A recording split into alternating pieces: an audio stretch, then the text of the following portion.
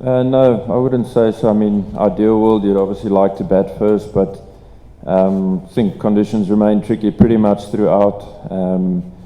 Possibly the first session and maybe the second one as well. On day one, it was pretty good to bat, and then from there out onwards, it got quite tricky. So suppose you never look back thinking the toss was the difference, and it didn't feel like that in this game either. Felt like there were moments where if we got on top and ran with a bit of momentum, it could have been a different result. So I don't want to say that the toss was the difference at all. And then secondly, it's easy to talk about what could have or should have happened, but if you're able to see something in the bowling plans that could have limited the target because 200 seemed traceable. Yeah, I mean, you can always look back and reflect, and there'll always be areas that you would have liked to improve on or be better at. I think first and foremost, you give credit to the two partnerships in that first innings. That was really good between Shane and Imam, and then between Rizwan and Salman. So we thought we bowled well, we thought we had good plans, but they played the sweep shots and stuff like that really well and made it quite tough to set fields that can limit scoring. So through that, I suppose, you leak a couple of runs or a couple too many runs per over. Instead of maybe going at 2s and 3s, you might be going at 4s, and that does eventually add up at the end of the game. But yeah, first and foremost, it's credit to the way those two partnerships batted. Aiden, commiseration on the defeat. You must be proud of the fact that South Africa fought really hard and the result is not a one-sided affair. Yeah, always happy with the fight. It's one thing us as a team we pride ourselves on. Never throwing in the towel, never giving up. Believing that the really difficult things are still possible, and although we weren't on the right side of it, we showed some good fight and resilience. So it's always a nice box to tick post every game. If you can tick that box, I feel like it's still good for the change room and the boys in the change room, and yeah, proud of the guys for that effort. Adam, before the beginning match, people were talking about the condition and saying toss would be most important. What is your finding, and after 4 days spent in this pitch, and how it will be helpful for the next game that would be held in Pindi, and the condition will be similar? Yeah, I would expect the conditions to be similar.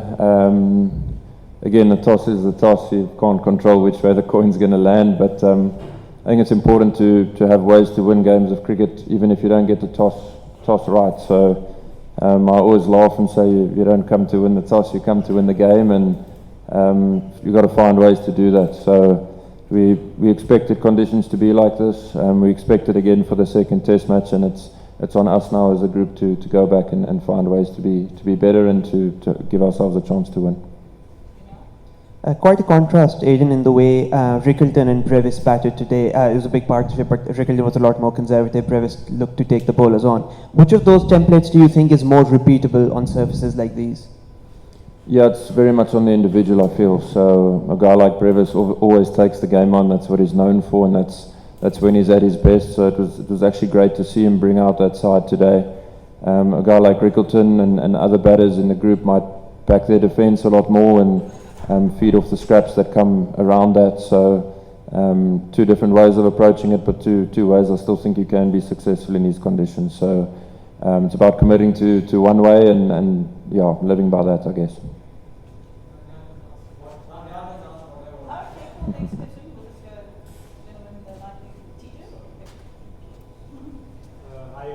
This is Amir Hamza from Zalmi TV.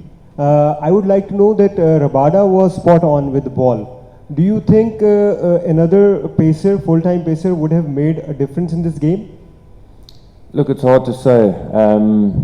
KG bowled really well and probably didn't get the rewards he deserved, but that's how it works in cricket. We did still have Mulder, but we felt the ball only tails or reverses for a few overs and then naturally gets softer and that reverse goes away. So you're looking at one big spell with him, obviously the new ball, and then a big spell with a reverse swinging ball, and he bowled two really, really good spells for us. And on some other days he'll get 4 or 5 wickets, some days he just only gets the one or whatever it was. So we'll look at it, we'll reflect and see if there's an opportunity to get another seaman if we feel it can make a positive difference. But if we're going to back our spin, with Kesh being back now as well, we'll have to weigh that up when we see conditions outside. Hi Aiden. We seen South African team in previous World Test Championship window. In various stages, your team was unbeatable. What happened today? Why your team lost today, and how disappointed you are as a standing captain because Pemba Bavuma is not here? Did you feel any pressure? Not pressure, no. A responsibility, of course. We had a good winning streak going, and we lost a game of cricket, and that's how the game of cricket in the world of sport works. So you can't win everything. We had plans, we gave it our absolute all, and we were on the wrong side of it. So that can happen, and you have to make peace with that. If the team is better than you over the 3 or 4 days, then you doff your caps towards them. So I'm not looking too deep into it by all means. Let bygones be bygones, as they say, and look forward to that second test match. We're going to go last 3 questions, so 1, 2, 3. Adam, there were a lot of ups and downs in this match. At some stage, batters were looking dominant, but most of the time, bowlers were dominant. If you can summarize us, what was the turning point in this match where South Africa lose the match? And second, please add something about the Kagiso Rabada. He is here in Pakistan and he will be available for the second test match. Yeah, it's hard to pinpoint one exact moment in the game. You're looking over however many overs it was over the 3 or 4 days. So there's not one specific moment. I feel like it's a couple of small moments in the game where it can go either way. And it's just important to identify those moments and make sure we really try to win those moments, because I think it makes a big difference at the end of it. So batting here is going to be tricky, but it's not impossible. There's ways to score runs, as quite a few guys have shown, and it's tough for the new batter coming in. That's why wickets fall in clusters. So yeah, identify those key moments and try to be better in those moments, I guess. For Kesh, the idea is obviously to get him to play the second test. That's why he's here. I'm not sure what the medical staff have planned for him, but we're keeping our fingers crossed he'll be good to go. Hello, Markram. Were you expecting too much spin start in the first day? Yeah, I expected it to spin, absolutely. I said it before the game as well. Didn't know exactly when it was going to start being massive spin like that. It was second half of day one, it really started spinning big, and that is what we expected as a unit and prepared ourselves for. So no real surprises there. Hello Aiden, this is Ramesh from Park Passion. What are your thoughts on the performances of Tony Dezorzi and Muthuswamy? They performed very well with the ball and bat. Yeah, just really happy for them. I said it now as well.